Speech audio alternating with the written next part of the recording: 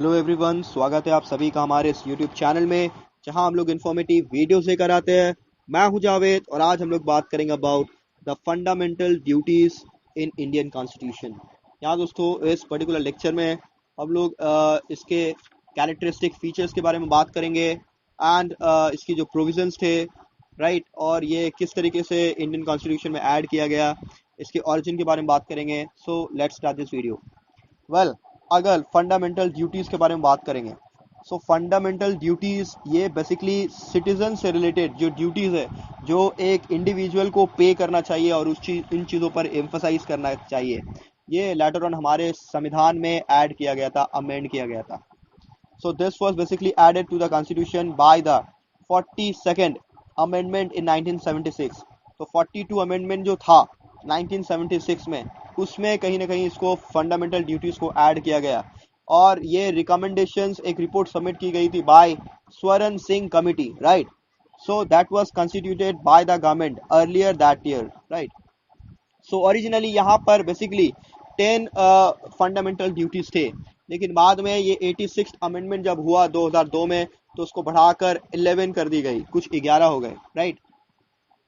So which added a duty on every parent or guardian to ensure that their child or ward was provided opportunities for education between the ages of 6 and 14 years, right। तो basically उस वक्त right to education के बारे में हम लोग जानते हैं दोस्तों, right to free and compulsory education जो आता है आर्टिकल 21A, राइट। सो ये कहीं ना कहीं बताता है कि 6 से 14 साल के बच्चों को कंपलसरी एजुकेशन देना है। Well, that is another sort of story. Other fundamental duties जो है वो ऑब्लिगेट करती है सभी सिटीजन्स को to respect the national symbols of India, including the Constitution of India, to cherish its heritage, preserve its composite culture, and assist in its defense, right?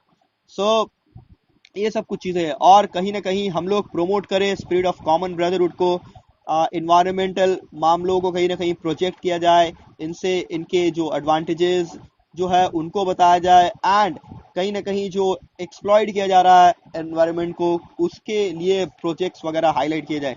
Public property develop, scientific temper, violence जो होता है and strive toward excellence in all spheres of life, जो कहीं ना कहीं upliftment के बारे में बात कर रहा है, right. So citizens are morally obligated by the constitution to perform these duties. So however, the directive principles are the non-justifiable without any legal sanction in case of their violation or non-compliance, right। well, यहाँ पर reference है इन duties को लेकर in international instruments जैसा कि universal declaration of human rights and international covenant on civil and political rights, and Article 51A brings the Indian Constitution into conformity with these treaties, right। मैं आपको पहले बता दूं कि आर्टिकल 51 है क्या। ये बताता है दोस्तों promotion of international peace and security को लेकर। वेल, इसके जो डिस्क्रिप्शन में आया है, the state shall endeavour to promote international peace and security, maintain just and honourable relations between nations, foster respect for international law and treaty obligations in dealings for organized people with one another, and encourage settlement of international disputes by arbitration। मैं in short बता देता हूँ आपको कि पूरी दुनिया में बहुत सारे वॉर हुए, बहुत सारे कन्फ्लिक्ट्स हुए।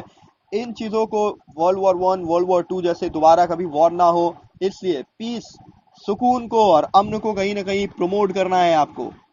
पूरी दुनिया में अमन सुकून बना रहा है, इसलिए वेल यहाँ पर कहीं ना कहीं नेशंस के बीच में एक ऑनरेबल, एक अंडरस्टैंडिंग, म्यूचुअल कोऑपरेशन बना रहा है।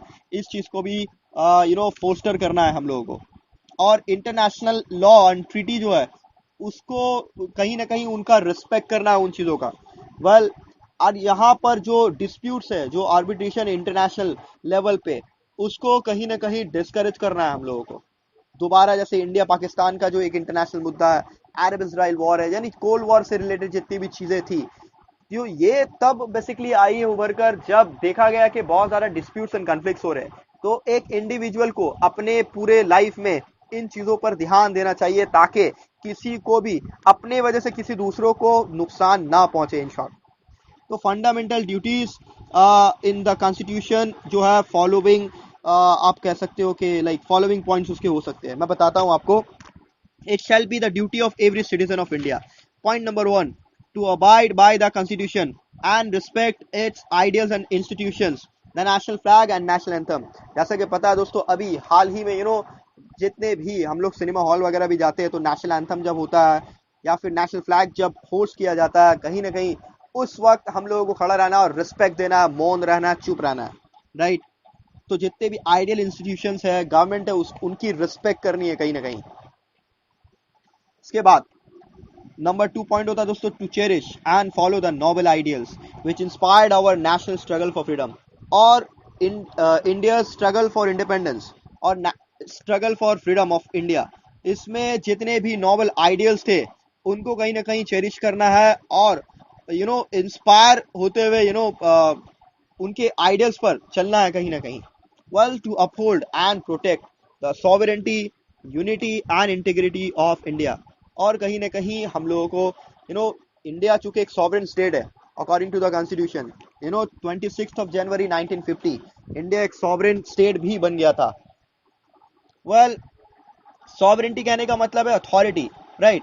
तो यहाँ अथॉरिटी को देखकर यूनिटी एंड बराबरी लाना है, एकता कायम करना है, एंड कहीं ना कहीं इंटीग्रिटी जो होती है यानी मिल मिलाप रखना है. तो इन सब चीजों पर फोकस करना जरूरी है एक इंडिविजुअल को. राइट. और खास करके आजकल के जो हालात है, जो एक एक फिनोमिना है, कहीं ना कहीं एक सिचुएशन है हिंदू मुस्लिम यूनिटी को लेकर, इसको कहीं ना कहीं पीस एंड हार्मनी इसमें बनाए रखना है.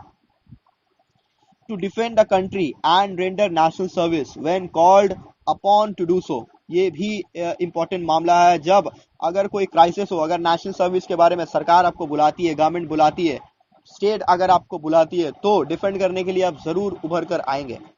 Well, to promote harmony and the spirit of common brotherhood amongst all the people of India. Right. चाहे वो किसी भी मजहब का हो, कोई भी लैंग्वेज बोलने वाला हो, किसी भी रीजन से बिलोंग करता हो, यहाँ पर इंपॉर्टेंट एसेंस जो उभर कर सामने आता वो ये होता है दोस्तों कि डाइवर्सिटी. या दोस्तों, डाइवर्सिटी एक बहुत ही इंपॉर्टेंट एसेंस है हमारे डेमोक्रेसी का. Since India is a democratic country, तो यहाँ पर हर मजहब में, हर रिलीजन में, लिंग्विस्टिकली किसी भी रेस का हो, किसी भी सेक्स का हो, किसी भी कास्ट से बिलोंग करता हो, तो ऑन द ग्राउंड आपको यहाँ पर हार्मनी बनाए रखना, हार्मनी को प्रमोट करना है कहीं ना कहीं, और एक स्पिरिट ऑफ कॉमन ब्रदरहुड को फोस्टर करना है, फैलाना है. वेल, और इस तरीके से नेक्स्ट पॉइंट जो है दोस्तों, to value and preserve the rich heritage of our composite culture. एक जो हमारा कंपोजिट कल्चर है, एक सिंक्रेटिक कल्चर है दोस्तों. यानी यहाँ पर हर तरह के मजहब के लोग, हर तरह की कम्युनिटीज और उनके डिफरेंट बिलीफ सिस्टम के मानने वाले लोग रहते हैं यहाँ पर. हिंदू मुस्लिम सिख ईसाई आपस में भाई भाई, तो हर तरीके के यहाँ पर लोग रहते हैं. इनके कल्चर को सबको प्रिजर्व करना, सभी को वैल्यू देना, तो ये है हमारा फंडामेंटल ड्यूटीज में एक इंपॉर्टेंट ड्यूटी माना जाता है. Well, to protect and improve the natural environment. तो ये बहुत जरूरी है आज इन्वायरमेंटल कंजर्वेशन को लेकर प्रोजेक्ट करना, और इन चीजों के बारे में क्या एडवांटेजेस है, क्या डिसएडवांटेजेस है, उन चीजों को हाईलाइट करना बहुत जरूरी है, specially in front of children. So lakes, rivers and wild life ये इंपॉर्टेंट रोल प्ले करते हैं. तो क्रीचर्स को सेव करना ये भी इंपॉर्टेंट पार्ट है फंडामेंटल ड्यूटीज में. Well, to development scientific temper, humanism, values and the spirit of inquiry and reform, ये सब चीजें. वेल, इसके बाद है दोस्तों, to safeguard public property and to abjure violence ना हो और पब्लिक प्रॉपर्टी को सेफ रखना है. ये भी फंडामेंटल ड्यूटीज में से एक इंपॉर्टेंट है. सो ये सब कुछ to strive towards excellence in all spheres of individual and collective activity so that the nation constantly rises to higher levels of endeavor and achievement. Last but not the least is who is a parent or guardian to provide opportunities for education to his child or ward, as the case may be between the age of 6 and 14 years. Last में मैं बता रहा हूँ वही आपको point शुरू में ही मैंने बता दिया. 6 से 14 साल के जो बच्चे हैं, फ्री एंड कंपलसरी एजुकेशन का प्रावधान है हमारे संविधान में. राइट.